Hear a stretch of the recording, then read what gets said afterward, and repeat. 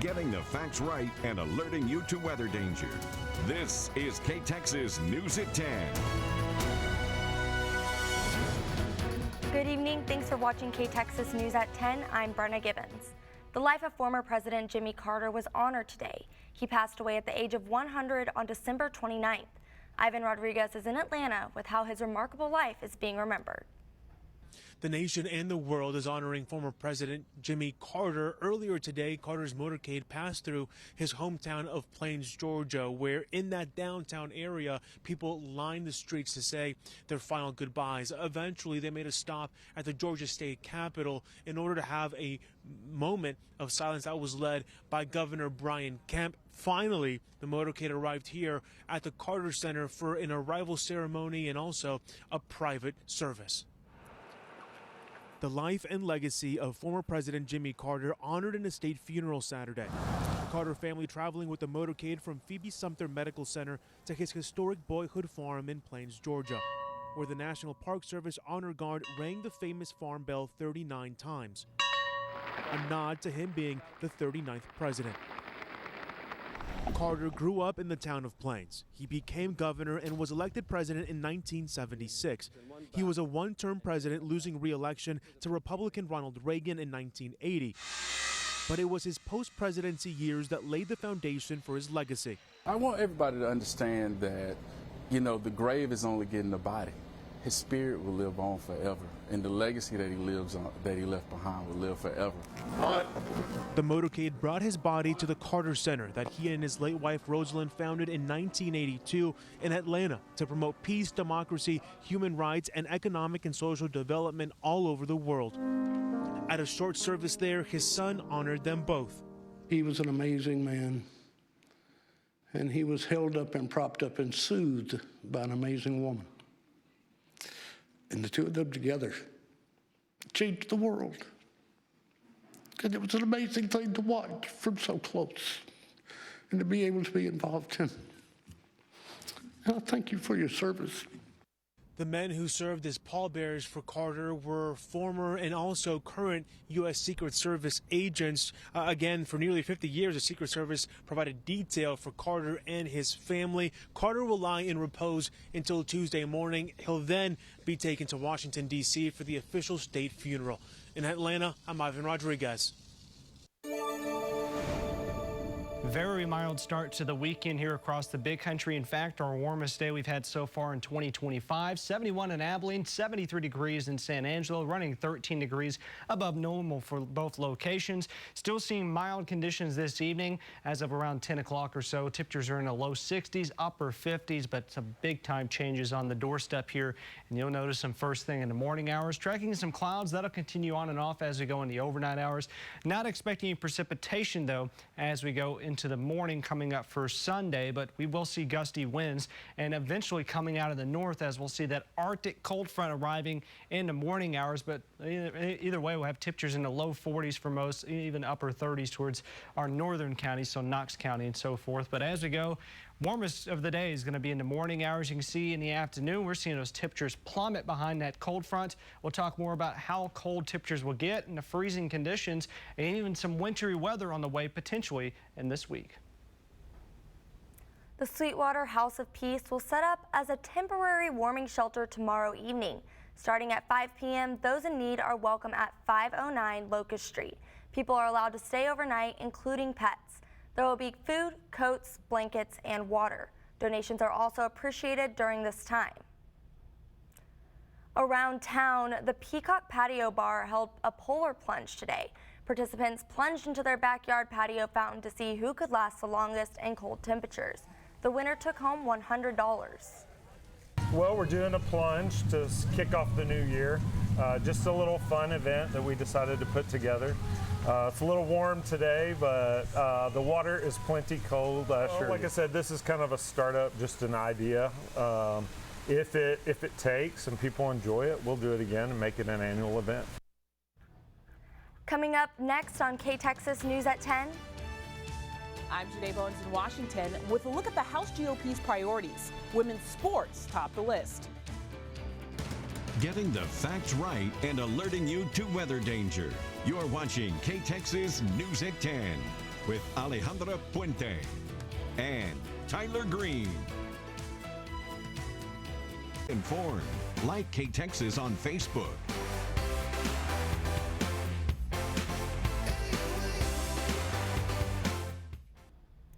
Welcome back to KTXS News at 10. House Republicans have attached several bills outlining their legislative priorities to the package setting the rules for the new Congress that kicked off Friday.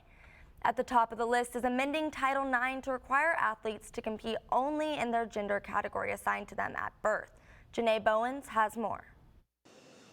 House Republicans are out with their legislative priorities. Women's sports are number one. Their measure to amend Title IX recognizes sex based solely on a person's reproductive biology and genetics at birth. I believe that people turned out to the polls to reject absurdity, and that is exactly what the Democratic Party has become, allowing men and women's sports. Riley Gaines, a former college swimmer who tied in a race with Leah Thomas, a transgender woman, has spent years fighting to see changes like this. Emily Randall, the first queer Latina to serve in Congress, says the measure is just a distraction. These attacks on individuals who just want to play sports, just want to live their life, just want to be the person that they are completely unfair. However, President-elect Donald Trump made the transgender issue a key campaign message. Kamala is for they, them. President Trump is for you. The Trump campaign spent millions to run this ad over and over again. Analysis by a Harris super PAC Future Forward found after voters watched this ad, support for Trump increased by 2.7%. House Republicans are also focused on abortion, proof of citizenship for voter registration, and of course the border. They're specifically targeting immigrants with criminal backgrounds. I can't emphasize enough, close the border. Secure our sovereignty. House Republicans have a bill that would prevent sanctuary states and cities providing benefits to undocumented immigrants from receiving certain federal funds. In Washington, I'm Janae Bowens reporting. Coming up on KTXS News at 10, cold weather is headed for the big country. We'll tell you how some local groups are getting ready now.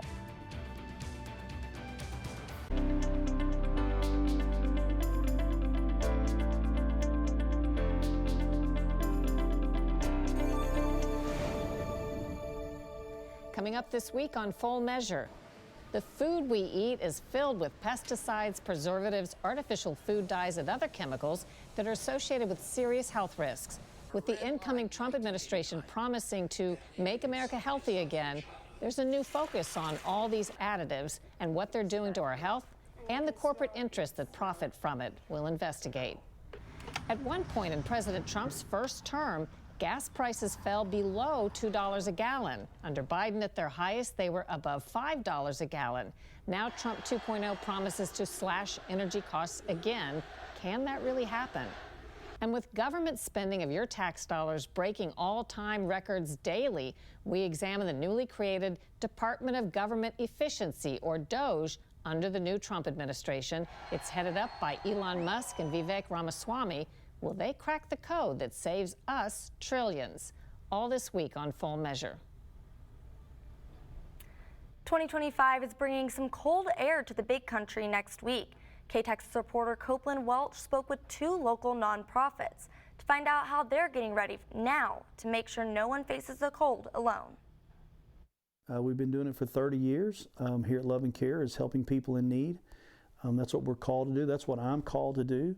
And so we want to help people stay warm.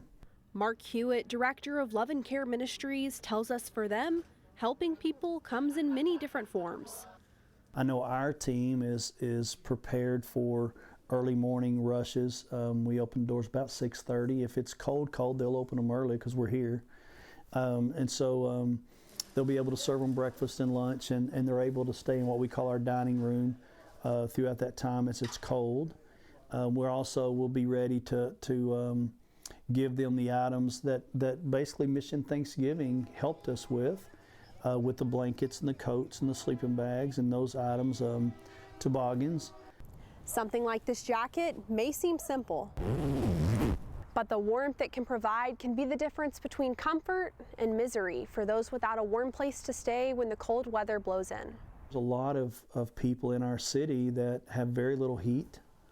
And whether it's a big home or small home, they may not be able to afford a lot. And so we try to help the housing families, the families come in to have housing, to stay warm in their bed. And sometimes that may mean 2 or 3 blankets. It may mean a sleeping bag and a blanket for their child or whomever they may be. While Love and Care is helping people bundle up, the Salvation Army is offering a roof over their heads to escape the elements for the night. We open up our lobby area for overflow so that when inclement weather comes in and it gets a little frigid outside, wintry mix, wherever the case may be, we invite people to come in, spend the night. They'll have access to a cot and blanket, and then of course the meals that we serve throughout the day. Andre Gwynn tells me when the temperatures drop, they usually see 20 to 30 more people looking for shelter, which they say they're happy to provide because the cold can often be dangerous. People spending the night under bridges in concrete areas where the cold is going to be even more intense because it's concrete. Those type of things can lead to losing digits on your hands, your fingers, freezing to death, all kinds of, very, very inhumane things that can occur while trying to rough it outside with no place to go. To learn more about the resources Love and Care Ministries and the Salvation Army provides, you can go to our website. That's KTXS.com. In Abilene, I'm Copeland Welch, KTXS News. From the Taylor Telecom Weather Center, your storm alert forecast. Well, tonight is the night we're expecting that big-time Arctic air mass to move through, the one we've been talking about for quite some time. Looking at just some clouds here moving across the big country, but there's a low-pressure system just off towards our north and west. Already starting to see some early signs of some wintry weather towards Kansas City, Wichita, Kansas. Looking at that Arctic air starting to come south as we go here in the next 24 hours. This storm is going to be a big-time system. We're talking about winter storms going to go on for tomorrow through areas of Kansas all the way towards the eastern seaboard. Winter storm warning there, and then severe thunderstorms down towards the warm sector. Looking areas towards the Mississippi River, could see strong to severe thunderstorms with even tornado potential coming up tomorrow. But big time travel impacts coming from this weather system. You can see maybe up to a foot of snow for areas of Missouri, stretching all the way to Illinois and even Kentucky. An ice storm on that warmer side of things, where it's above the surface is just going to be a little warmer than freezing. So some impacts are going to be some pretty bad ones towards travel for those locations. There's that Arctic air behind that cold front, all the way up bottled right now to Canada, but it's starting to work its way southward right now. That front is all the way towards areas of the Texas Panhandle. As a low pressure system starts to develop overnight, it'll pick this up and shift it down towards the big country as we go into the morning hours. So you can see you're stopping this by maybe 7 o'clock. That front is going to be right on the doorstep of I-20. Behind that, strong north winds, 10 to 20 miles per hour. Temperatures already falling down in the low 40s, mid 50s down towards areas of the heartland. Afternoon, you're going to need those jackets. We're looking at temperatures in the low 40s for most for areas along and north of Interstate 20. Even some 30s, a little bit warmer down towards areas of the Concho Valley. Waking up though Monday morning, widespread hard freeze. The good news is it's not going to stay below freezing in the afternoon. We'll see those temperatures back in the low to mid 40s in some spots, upper 30s, and we'll see plenty of sunshine, but just going to be a rinse and repeat where we'll have hard freezes in the morning and then above freezing temperatures as we go in the afternoon. So coldest air of the season starting tomorrow through the 11th of this month. Freezing temperatures several mornings in a row. Remember those 4 P's: pets, plants, people, and pipes. And as we go for wintry weather, there could be some possibilities. Right now we're looking for January 9th and January 10th, which is Thursday and Friday. So look at these high temperatures going from 54 mainly in the morning hours tomorrow, then highs in the low 40s, upper 30s as we go for Monday through Wednesday. Next 5 mornings, we're talking about hard freezing temperatures in the low 20s, maybe even some upper teens in some spots. But let's talk more about that wintry precipitation. Low pressure system towards Baja California will bring us some moisture aloft. With that, we could start seeing some early signs of wintry mix maybe by Thursday morning, and it could transition from ice to snow, but still some early details we need to get through right now on the exacts of the when and where. So we'll continue to keep you updated, but plan for a cold week as we go in the next 7 days.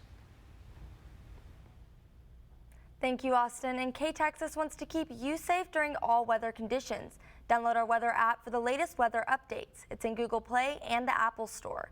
You can see that forecast and live radar, and it'll also send you push alerts with weather updates. Across America, flowers and candles lining the streets as family and friends go to mourn. Days after a deadly attack left 14 people dead and dozens more injured, here's the latest on the investigation. Just days after that terrifying truck attack in New Orleans, Bourbon Street is showing signs of returning to normal. The music is back, but the victims of that New Year's Day tragedy have not been forgotten. The street now lined with flowers, crosses, and photos to honor those who were killed, including 21-year-old Hubert Guthreau, whose family visited the memorial, 25-year-old Bill DeMaio from New Jersey, who was in town for the Sugar Bowl game, and 18-year-old aspiring nurse Nikira Dado. I don't understand why somebody could do something like this. We were all out on New Year's Eve having a great time. We were celebrating life, and this happens, right? It's horrible.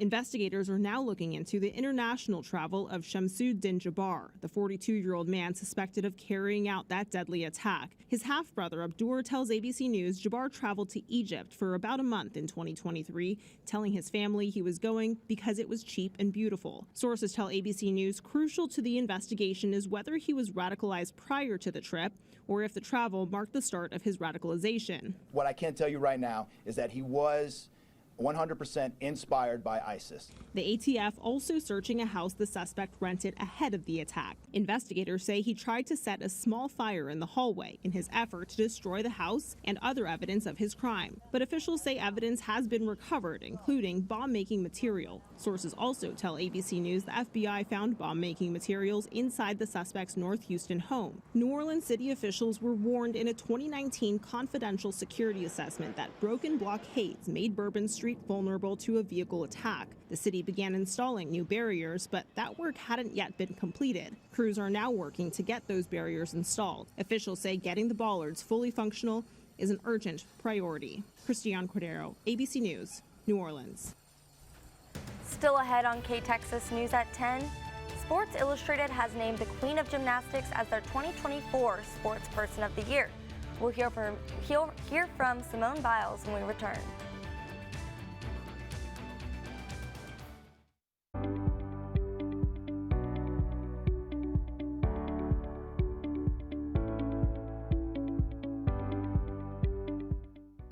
From the Texas State Hearing Aid Device Center Sports Desk.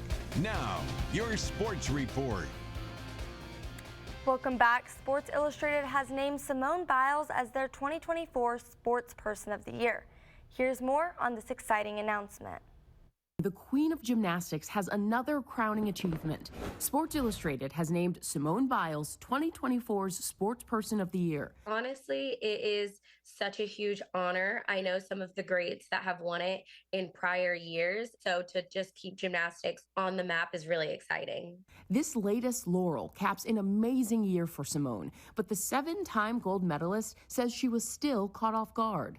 I know a lot of people love the sport of gymnastics during an Olympic year and have followed my career closely, but I was still very shocked. I feel like I'm always shocked winning any sort of award or being honored. At the Paris Olympics, the 27-year-old exorcised the ghost of the Tokyo Games, where she pulled out due to mental health struggles. This past summer, Simone won 3 golds, including her second all-around title. In Paris, I spoke with her about opening up about her mental health journey. How do you feel that you being outspoken about it has helped not just other gymnasts, but other athletes and other people? Yeah. Well, I think it's okay to not be okay, and I think I showed a very vulnerable side that most people don't see, because most of the time whenever I'm out there, they're seeing me win gold medals and all of this stuff that's not relatable. So whenever I really break it down and I am very authentic to them, then they can feel like they can relate. Congratulations to her. KTXS News will be right back.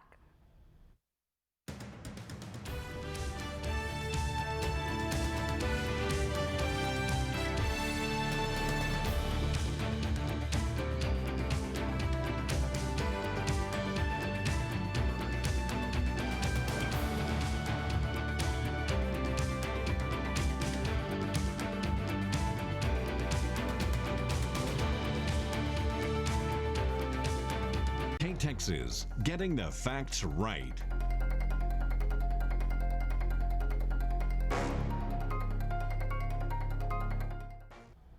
Welcome back. President Biden awarded the Medal of Freedom to 19 people today. It's the highest civilian honor in the U.S., and today's recipients include former Secretary of State Hillary Clinton and actors Denzel Washington and Michael J. Fox. According to the president, those chosen have all made exemplary contributions to the U.S., world peace, and other significant societal causes. You leave an incredible mark, and I mean this sincerely, this group up here, you leave an incredible mark on our country with insight and influence that can be felt around the globe in major cities and remote areas alike. In Health Watch, providers say the need for blood right now is at an all-time high. Medical reporter Liz Bonas explains what's led to recent shortages that continue to impact our supply. Hey there, everybody. From the drop in donors to respiratory illness season and even weather interruptions, it is a tough time right now for our nation's blood supply. It is extremely important to get blood just for individuals to have a better quality of life. Carla Howard knows the importance of those blood donations. She's a sickle cell survivor, a painful condition where the cells in the blood change shape and potentially block blood vessels, causing pain and serious health problems. Blood transfusions from donors often the only way to ease those symptoms. Everyone could potentially have the possibility of needing blood. Right now, Ohio's Huxworth Blood Center teams telling us a number of factors contribute to a national blood shortage. They include fewer young people ages 16 to 24 donating blood, only about 7% of the population in the U.S. having type O blood, which is the universal donor, and recent disruptions in blood collection due to holiday travel, respiratory illnesses, and some wild weather and storms shutting down complete areas of the country. And the only way we get blood is from individuals. There is not a lab that manufactures blood, so we have to give blood to save others. All this, Carla says, at a time when people schedule year-end surgeries and accidents and injuries on the roads go up, leading to the need for emergency procedures and blood. Those who do donate, such as Jeff Perani, say they do it because it feels great. I mean, if that's the least I can do, you know, I want to do that. I want to give that. You never know, Jeff says, when the life that needs to be saved might be your own or that of someone you love. Thanks for watching KTXS News at 10. We hope to see you back here tomorrow at 5. Have a great night.